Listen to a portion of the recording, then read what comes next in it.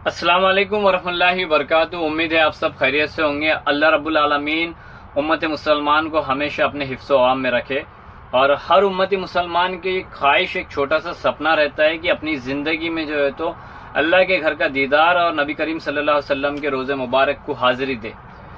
इसी के चलते हुए, जैसे कि आप सब जानते हैं कि मैं सऊदी में जॉब करता हूं, और इसी के ताल्लुक से काफ़ी टाइम मेरे दोस्त अहबाब यानी कि सोशल मीडिया के फेसबुक, इंस्टाग्राम पर मेरे जानने पहचानने वाले लोग मुझसे सवाल पूछते रहते हैं कि भाई, उम्रे पे अगर हमें आना रहा तो हमारे के लिए कौन सा बेस्ट रहेगा। यानी कि हम अगर उम्रा वीज़ा या विजिट वीज़े पे आए या किसी ट्रैवल्स के थ्रू से आए तो हमारे को कौन सा राहत दे और कौन सा पैकेज अच्छा रहेगा।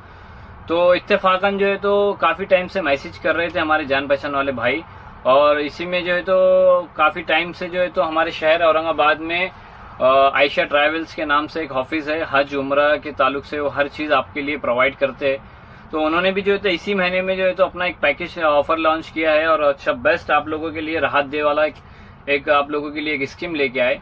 तो सोचा कि आज मौका है, एक साथ दोनों चीज़ आप लोगों तक शेयर करें। मेरे भाई, सबसे पहले आप लोगों को एक बात क्लियर कर दूं, जो भी भाई यानी कि फॉर एग्जांपल मैं इंडिया में रह के मैं ये सोचूंगा कि मैं विजिट वीज़े पे उम्रा करके आ जाऊंगा या उम्रा वीज़े पे जो है तो मैं कम से कम बजट में उम्रा करके आ जाऊंगा, तो ये हमारी सबसे बड़ी गलती है। इसके अंदर होता क्या मेरे भाई, नुकसान और फायदा दोनों बताता।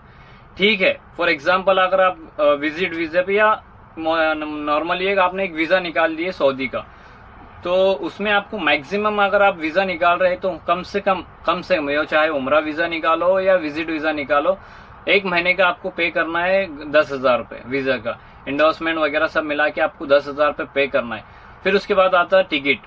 तो टिकट अगर आप शायद औरंगाबाद में रहने वाले हो या बम्बई में या दिल्ली में या हैदराबाद में, कहीं से भी अगर आप फ्लाइट टिकट ले रहे हैं, चीपेस्ट से टिकट जो है तो 15,000 रुपये से कम में नहीं है। 15 जाने के 15 आने के 30,000 रुपये आपके ये हो जाते हैं। 30 और 10 40,000 रुपये, ये ट्रैवलिंग का हो गया।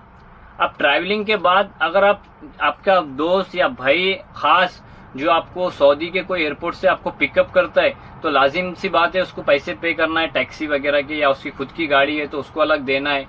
फिर उसके बाद जो है तो वो जब आपको लेने आएगा या छोड़ने आएगा तो डायरेक्ट अपने मुकाम पे नहीं रोकेगा, आपको मक्का या जहाँ पे भी आपका इरादा है, जैसी आपने नीयत करे वो आपके हिसाब से आपको लेके जाएगा। तो अगर आप मक्का में जा रहे हैं तो आपको ट्रांसफर का पे करना पड़ेगा। अब मक्का में गए बाद आपको सबसे पहले लेना पड़ेगा होटल।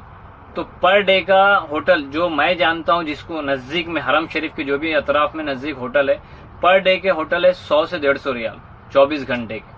फॉर एग्जाम्पल आप 4 दिन के अस्सी या 5 दिन के अस्सी भी अगर एक होटल लेते तो 500 रियाल मक्का में हो गए होटल के।